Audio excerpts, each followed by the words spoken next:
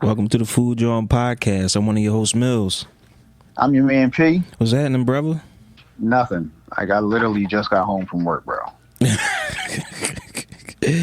Yeah, we back for another week with a phoner, but we still got a good one. Last week, that was this week, right back to it. We don't never want to go a week without giving you guys some good stuff. No, absolutely. Church announcements. I guess we could call it that. Church announcements? Yeah, we could call it that.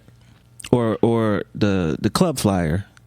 Either way, church announcements just kind of threw me for a loop, but Yeah, I got you. We just call it the club flyer. But anyway, all right. If you are a member of the Patreon, you have access to the Food Jawn podcast merch store. Last week we talked about, I had a good surprise. If you are a member of the Patreon, listen, it only costs $5. You have early access to the Food Jawn podcast merch store. And not to interrupt, but there's some good stuff on there. Listen, I didn't even let my brother P know about what I had going on. And just give me your realistic reaction, because we text about it. We ain't talk on the phone about it until late. Well, when I first saw it, I said to myself, I gotta buy all the stuff, because I can't be a part of the Food Jawn podcast and not rep our brand. But the t-shirt, the mug, and the rest of it, I'm not going to say. Y'all have to see for yourselves. But everything I saw on there, I said I gotta have it. Yeah, bro. Told you, I was cooking, literally and figuratively. No pun intended. But yeah, so if you are a member of the Patreon, just head on over. The link is there. I'll repost the link because there's some more. I put some more stuff on there. So okay. So head on over there. YouTube, like, share, subscribe. It helps out a lot. Patreon, you always hold us down. So let's get into it. You got tales for us, or you want me to kick it off? You can kick it off while I shake the brain bush. I got you. That's crazy. I never heard that before. So listen, this was years and years and years ago. This is when this is the first hotel I'm working at. I'm sous chef. My exec leaves, Sue leaves. I'm kitchen manager at the time. So they're like, well, you can handle things until we get somebody in here, which was cool because I was still relatively green. I just knew how to do stuff. I didn't know why. So okay. I go to a BEO meeting, which is a banquet events order. So that's like any type of catering or banquet style stuff. That was the meeting. We discussed it for the week. I'm in the meeting. I'm still kind of trying to get a feel for how the meeting goes. So there's this one party on a Friday night. It's for some company. They had a welcome back to work party. 150 people. Super light. The one thing the sales manager said was the food has to be served. They have an open bar, not just beer and wine, but liquor too. You have to serve this event. So she was like, yo, are you going to be okay? I'm like, yeah, if it's 150, I was like, if they're going to be like that, I'll make enough food for 350. Ended up making enough food for 400. Event starts. Now I can hear them while I'm getting ready. I could hear them. They're getting super rowdy.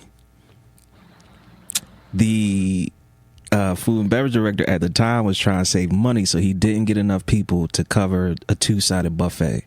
2 proteins, starch, 2 proteins, 2 starches, and a veg. He didn't get enough people to cover both sides. We ran out of food in 20 minutes. Wait. You heard me? Y'all ran out of food in 20 minutes because the other side was a free-for-all while the one side was being served? Both sides were a free-for-all. Why? Because the director was like, man, we don't need temps. Don't worry about it. We can handle it. And then his brain was like, well, I know he got enough food. They won't eat that much. And then in my brain, I'm like, yo, they drunk already. Y'all gonna have to do something about this. So sure enough, we ran out of food. We scrambling. We putting chicken tenders out there. We putting wings out. We just put whatever. Probably about the 40-minute mark, they were like, all right, we cutting all the food off.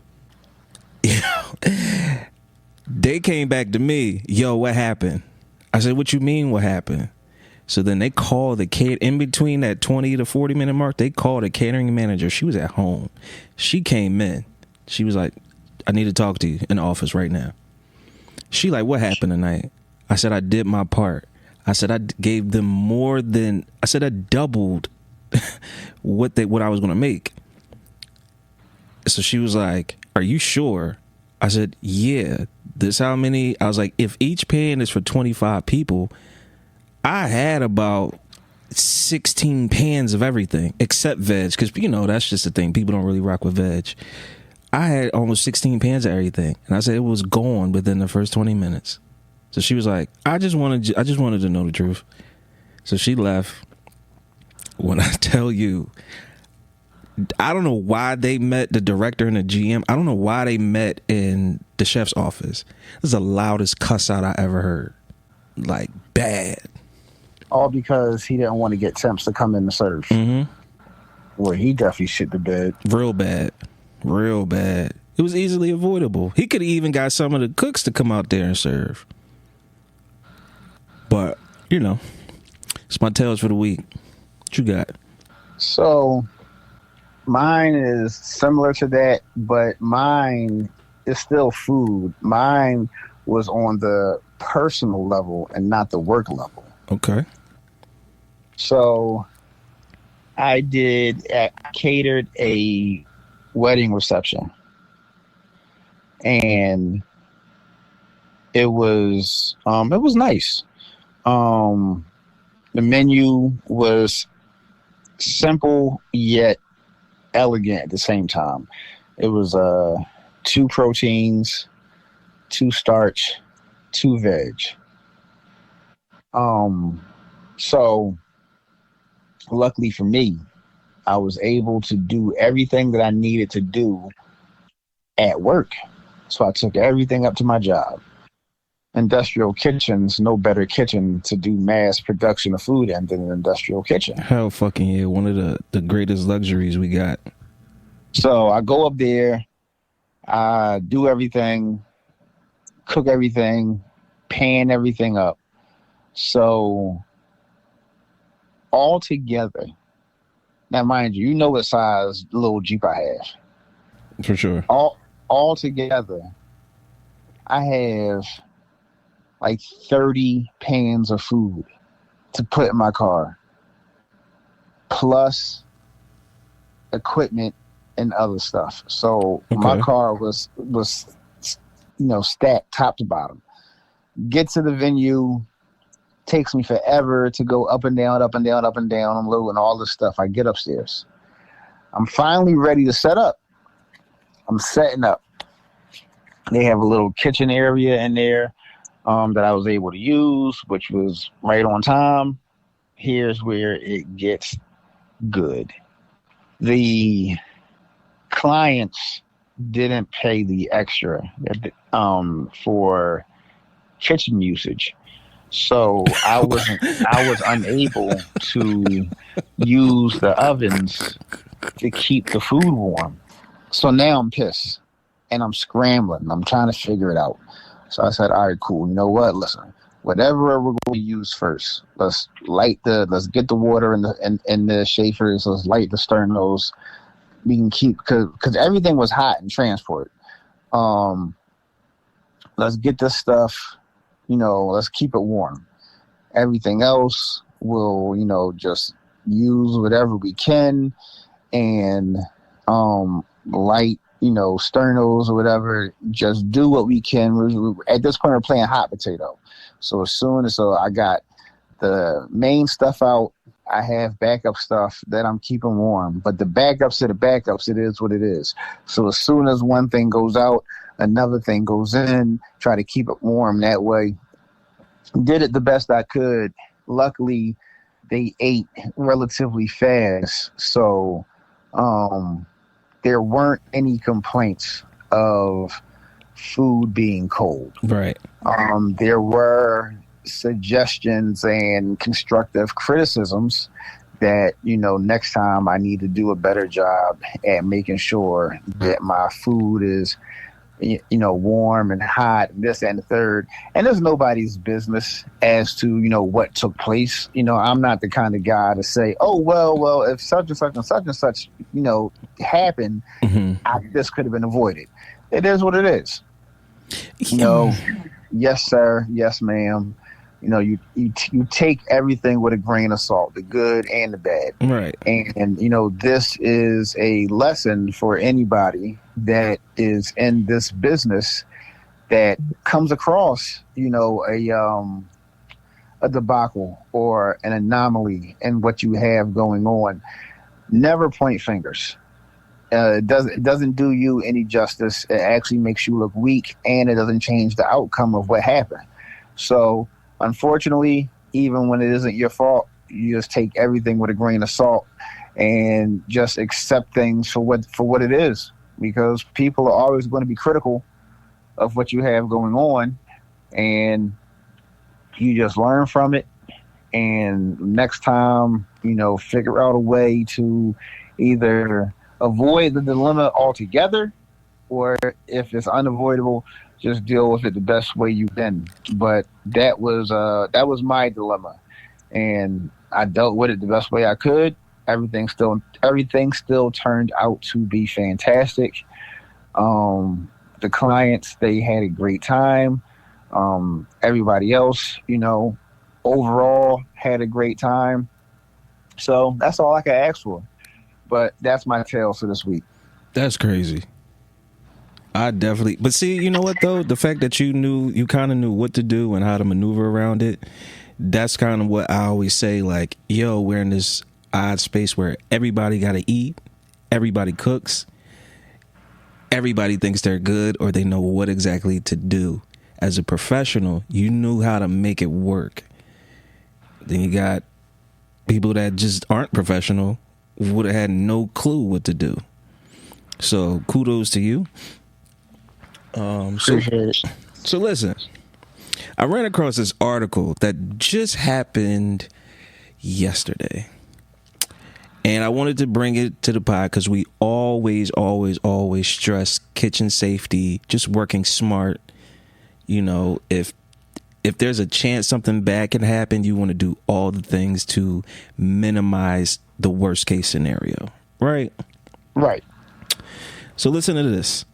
British coffee shop chain Pret was fined just over $1 million after an employee was trapped in a freezer for more than 2 hours at one of its London stores and was later treated for suspected hypothermia. The employee at Pret's London Victoria Coach Station store was trapped in a walk-in commercial freezer typically set at around 0 degrees Fahrenheit for almost 2 hours. They said the worker was wearing just jeans and a t-shirt, tried to keep warm by moving around, but her breathing gradually became restricted and she started to lose sensation in her thighs and feet. Let me ask you a question first. The fine, $1 million.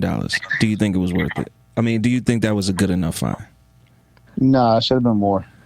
Now, do you think it should have been more? Because this is your life. She could have died. For sure. So it definitely should have been more. I think that particular location should have been shut down. And at minimum, she should have got $1 million an hour. So if she was in there for 2 hours, she should have got $2 million. At minimum, I'm thinking maybe 2.5 to 3, but $2 million.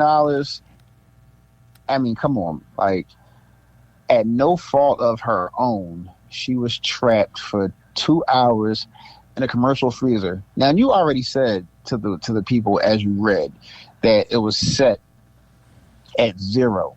Mm-hmm. Anybody that isn't in this industry has no idea how cold a commercial freezer is. It's not even necessarily like, I think we all got home freezers. You normally get to like 10 Some of them may reach to zero. I don't think real quick. I don't think people understand what it's like to walk in a room that's that temperature, and that's the difference. Yeah, because the coldest our commercial freezer at work I've seen was -8. That's crazy. And when I saw the temperature on the outside, I said, I'm not going in there. I'm not going in there for one reason only. And that's not because it said -8. It's because I knew exactly where the item was that I had to get in the freezer. And it was all the way in the back of the freezer underneath shit. So I got to go all the way in the back, move carts out my way, move boxes out of my way to get what I got to get. Bro, I'm not even lying to you. I just casually closed the door and I act like I didn't even know we needed what we needed because I was not going in that freezer. All right, so on the flip side, then we'll get back to it. I'll tell you this, like the coldest freezer I ever had where I worked at was -19. Damn. So here's the thing. I had a chef, man, rest in peace to Chef Don, man. Chef Don was thorough. Chef Don would go in there and do inventory. No jacket, no nothing. And one day I was like, he asked me to do the same thing. Yo, can you grab this out the freezer? So I opened the freezer. This is like a -12. I closed that freezer, did the exact same thing you did, but I was like, well, I know I need it for this party. So I just went, got my jacket, went in there and got what we needed and came out. So he's like, why'd you get your jacket? I said, it's cold as hell in there. I'm like, I'm not finna be in there arms naked looking for stuff. No, I'm gonna at least get my jacket. And he gave me some advice that day that I still use to this day. Now, I don't take advantage of it, but he said it sometimes it's all in your head, especially when you know exactly what you need and where to get it. If you just don't even think about the cold, you'll be all right for like 3, 4, 5 minutes. It sounds a little insane, but sometimes I just don't even think about it. Any freezer I walk into, I just don't think about how cold it is. Because then I'm going to acknowledge that, yo, I'm freezing. Now, this whole thing is like a complete different scenario here, not just going in for something and walking out. So this is what makes it crazy. Okay. An investigation by the council's health and safety team found that Pret didn't have a suitable risk assessment for employees working in temperature-controlled environments. It is also said that it found that Pret have received other call-outs related to defective or frozen push buttons in the previous 19 months, including one at the same store in Victoria Coach Station in January 2020, when a worker was trapped in a walk-in freezer after the internal door release mechanism broke.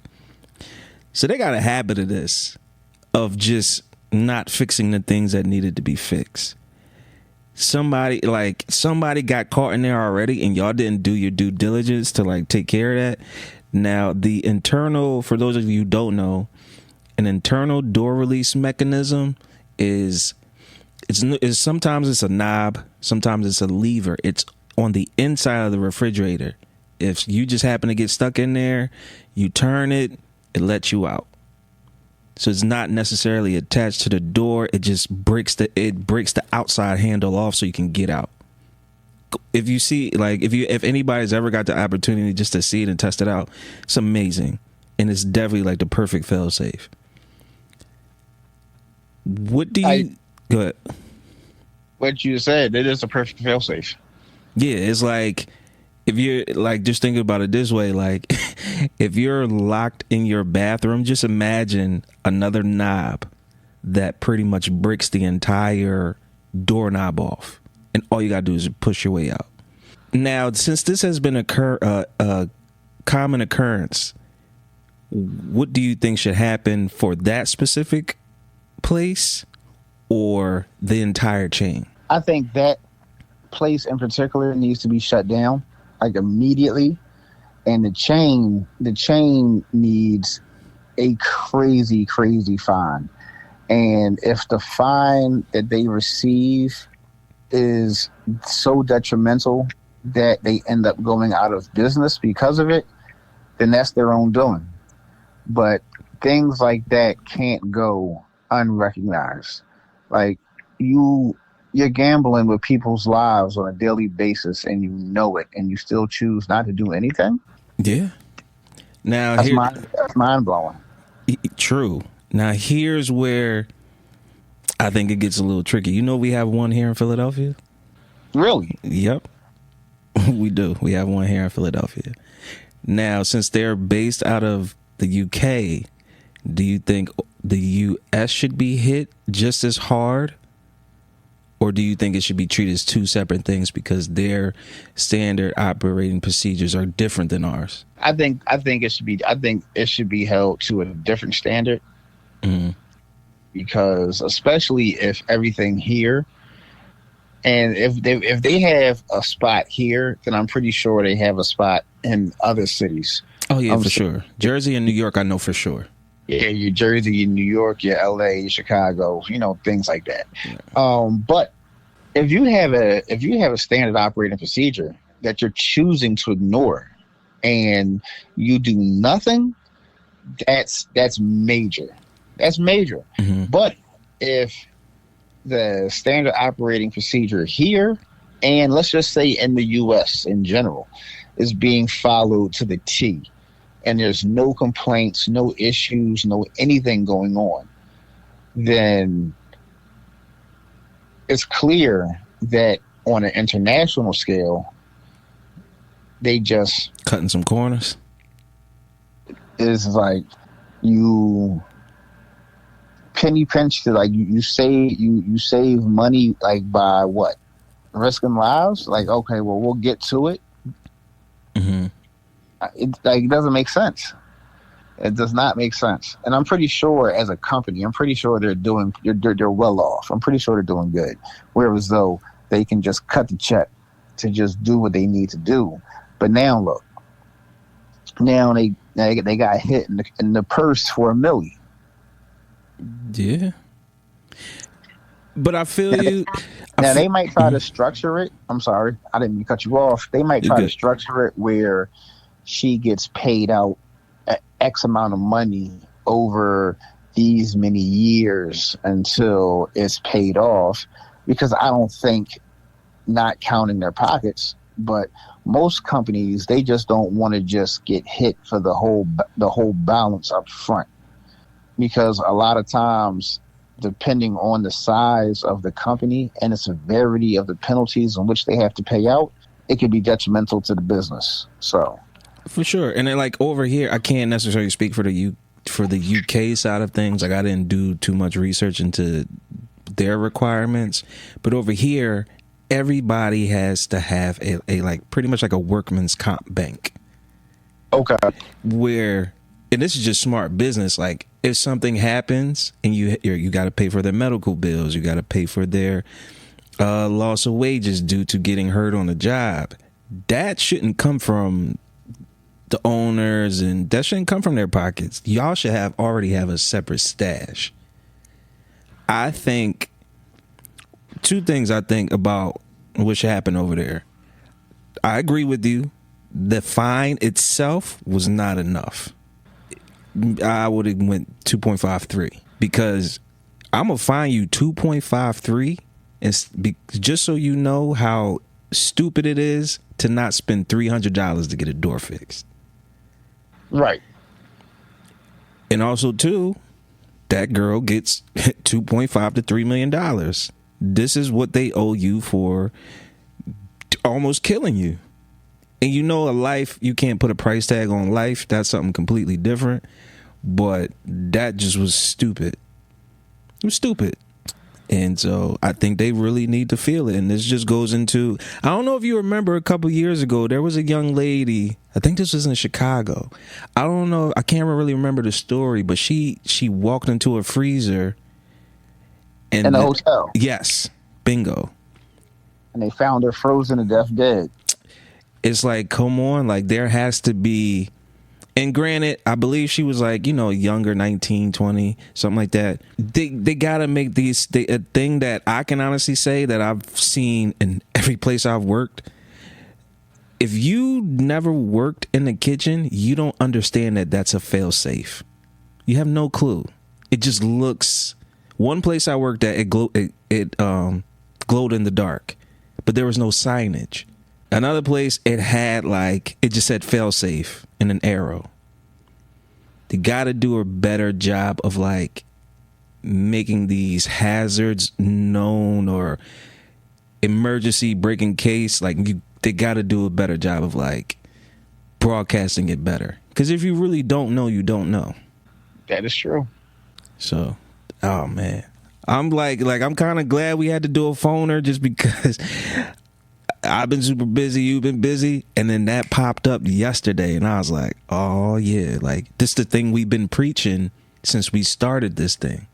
Safety, safety, safety, and you can kill someone. What if they had, in my thinking, I'm thinking about the worst case scenario. What if nobody had to go to the freezer for anything else that day? They would have found that girl frozen to death. Or that man, I'm not sure, the article didn't say, so let me not put that out there. But they would have found that person and they're frozen to death. So, nasty work. Now, my question is, this individual was in the freezer for 2 hours. 2.5. 2.5 hours before somebody found them. Was this while they were open for business during a regular day, like a regular shift, and nobody had to go in the freezer for that amount of time? They didn't necessarily say what time of day it was. They didn't get into all that. But you could imagine how many last time I had to go in the freezer was 3 days ago. I was in the freezer today. But was you in it yesterday? Yeah, I was in the freezer yesterday too. Oh. Multiple times, or just once or twice here and there, the time frame spread out? Multiple times, because yesterday we had to do inventory, and the freezer is my thing. I do inventory each month for the freezer, but it gets so cold in there that when I do inventory with the freezer door open. Gotcha. Smart man. So there's very few times that when I go in the freezer, the door closes behind me. Unless, I know for a fact, I just swing it open and then it closes. But as it's closing, I'm coming. Nah, I don't trust that. I got you. It's see, I get where you coming from. I'll do the same thing, but there have been times I done just done inventory. If the door just happened to shut, I'm not tripping. But I also know I'm not in there long. Right. And then a lot of the freezers I've ever had in places I work had windows. So worst case scenario, you can crack the glass and just reach your hand over. And, that's extra work, but at least you have options. And then I had some freezers where you had access to turn the switch off. And that's one thing I would do at another place. I would just turn the fans off, turn the whole thing off. So yeah, our freezer has that option to turn the fan off. Right. And once the fan goes off and it's just whatever cold air is in there, after I'll say 15, 20 minutes, it's nice. It's pleasant. It's 40, 45 degrees in there. It's yeah. Oh, I got to turn this fan back on because now the stuff is starting to defrost. You start hearing water drops. Ice melting. Starting to look like a cave in there. Just bloop, bloop, bloop. Mm-hmm. But listen, before we close this out, I'm going to read what Pret spokesperson says. I just want to hear your reaction. We are incredibly sorry for our colleagues' experience and understand how distressing this must have been. We have carried out a full review and have worked with the manufacturer to develop a solution to stop this from happening again. Following the incident, we have revisited all of our existing systems and existing systems and, where appropriate, enhance these processes and have cooperated fully with the Westminster City Council's investigation. Keep in mind, Westminster, that's UK. So just keep that in mind, folks. How do you feel about that? Whoever their PR person is did their due diligence on the issue, said what needed to be said. Mm-hmm. That way the people would be appeased by it. Hopefully they meant and followed through with what they said. But I think you and I have been in enough professional spaces in our careers where it's two things. You say what you got to say to get people off your ass and you move on, or you really say what you got to say and practice what you preach and stand on it. So you and I, we'll never know whether they're really going to stand on what they said, but it was perfectly put together. I mean, you got to put the fire out somehow, right? I disagree. And okay. I think that PR person should be fired. And I'm only saying this because I'm looking at how the article is structured. They've already said they had over 19 issues with this one location since 2020. So you're apologizing for the worst case scenario. You're not apologizing that, like the times before. This is the time you got caught. Now, if I was that PR person, I would have blamed the manufacturer and said, exactly, we've been having this issue. So he acknowledged the one current and then the ones in the past. We've been having this issue with this manufacturer. Pret has over 550 locations in different countries. I would have blamed the manufacturer in the UK. Because if you really want to, even if you care or you don't care, you're a spokesperson, you're a PR person, you're supposed to be indifferent. Your interest, you're in the work of being in the best interest of who you work for. Don't matter who you blame. I'd have blamed the manufacturer. Nah, you're right. That would have been genius. Yo, listen, we've been having this problem since 2020. We've had people come out and fix this. It still hasn't been fixed, and unfortunately, because of their negligence, someone could have lost their life. And it's shitty. But if you're going to be a PR person, it's lazy to just sweep it under the rug as if like, yo, we're sorry. Show that you're doing actual work behind it, or go the next step up. Listen, we just saw a certain former president of ours deny a million things. There's no way to prove it or not prove it. That's on the government. So it's true. Hey, listen. Sometimes no accountability. No, I like the way you put that together, because I didn't even think about the fact that they had instances in the past. Yeah. I was strictly thinking about this current situation, but you hit the nail on the head. Like, I couldn't have said it any better than you did. You have to acknowledge the fact that there were other occurrences, because those other occurrences led up to the current one. Mm-hmm. Things like that cannot be swept under the rug. So, you really put that together very well. Now, that's only just if I'm like the CEO or whoever, and this is what the spokesperson or PR person, whoever made the statement. I'm looking at that like, you're still blaming us, yo. Like, we want to be absolved of anything. We'll pay the fine. We'll pay this young girl or we'll pay this person that was stuck in there. But all the negative publicity, you gotta throw that somewhere else. Get that away from us. Now, from a human standpoint, find them $5 million. They got to pay her $5 million. That's Mill's personal stance. Okay. And then shut that one location down. That way, y'all don't got to worry about the door ever again. That's true. Yeah. So what you got for motivational, man? So for this week's motivational mic drop, I will say, oh my goodness, I'm sorry. I lost my train of thought just that fast. Oh no, I got it back. I apologize, ladies and gentlemen. Sorry about that.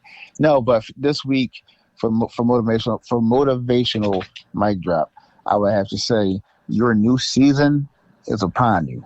And what I mean by that is we all go through seasons. Some people say quarters. You know, this portion of the year, we're entering the fourth quarter. So this quarter, this season, however you choose to phrase it, this is going to be yours. You have to accept it, because I'm pretty sure there's a slew of us that have been putting in the work all year, each season, each quarter to get better. But closing out the year, I want everybody to claim this season's quarter for you, because nobody else is going to. So all the hard work, all the late night, early mornings, all the times you got 3-4 hours of sleep, all the times you might have missed meals because you were so busy working, you forgot what time it was, you forgot to eat, whatever the case may be, you have to claim it. Because if you don't claim it, like I said, nobody's going to claim it for you. This is yours. Everybody has small victories. This is your individual victory. Claim it and do with it what you choose. You've earned it. Because money is going to come and go. But the one thing we cannot get back is time. And all the time that you spent to get to where you currently are, celebrate it. Celebrate yourself. But claim this season/quarter for you. That's a bar, yo. And you know what's crazy? I think it goes into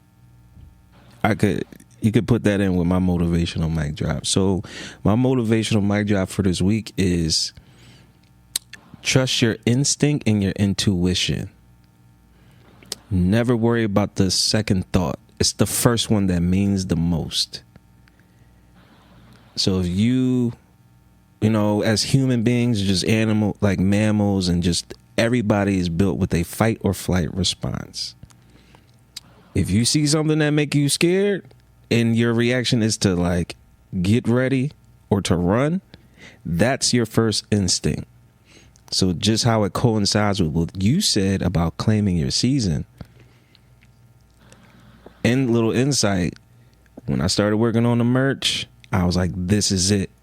I claim this. This is what sets us apart and just sends us off to like where all our dreams come true. Right.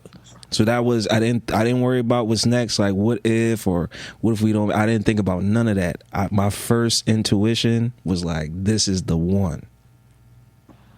So, you know, claim your season and trust your instincts, and then listen to your intuition. You got anything else? No, that's it. I do like the fact that the two coincided with one another so well. You know, that was dope. For sure. Patreon, what up? Listen, Patreon, what up? If you are on listen, it's only $5, and I promise you the merch is reasonably priced and it's fire. I $5 on BS on a daily basis. So. You know, somebody probably lost $5 today. $5, you get early access to all the merch. So when people, they like, where'd you get that? You can point them in the right direction. Oh man, I think just real quick, and what I can say, and P, let me know if you agree with this or not. The merch is to be worn whenever. It's not I'm wearing the Food Jawn podcast merch. It's I'm wearing this fly ass t-shirt or this dope ass crew neck. Oh no, I 1,000% agree. That's what we was going for, man. I 1,000% agree, yo. Because just to piggyback real quick off of Mills, the merch, once you see it, and I hope everybody sees it, I hope everybody buys it. But the merch is everyday wear. It isn't like he said. This isn't, oh, I'm repping the Food Jawn podcast and you wear their T-shirt. No, I have a crazy dope T-shirt or a crazy dope crew neck or whatever else we have. It can be worn any day for any reason, any occasion. It's that kind of merch. So another quick thing too, and then we're gonna head out. This is one thing I didn't tell P, like in the midst of like going through coming up with all the merch and just taking ideas that we've had in the past and just putting them all into this one thing. This is the first season of the collection of our merch. So once it's gone, it's gone. This is one paying homage to the city of Philadelphia. It's an Easter egg hunt. Have fun, enjoy finding the Easter eggs. And no, man, number 2 is just fire, bro. I don't know what to say. Like, it's fire. So yeah, go if you want to go cop up, go to the Patreon right now. It's $5 between your Patreon subscription. I'll put it to you like this: between your Patreon subscription and a crew neck, you good. It's like it's not a lot of money at all. So this is like, just tell a friend to tell a friend to tell a friend. No, absolutely. And when you said Easter eggs, did you ever see the movie what was it called? Ready Gamer 1? I think that was what it was called. Ready Player One, yeah. Where that was, that whole movie was the Easter egg hunt?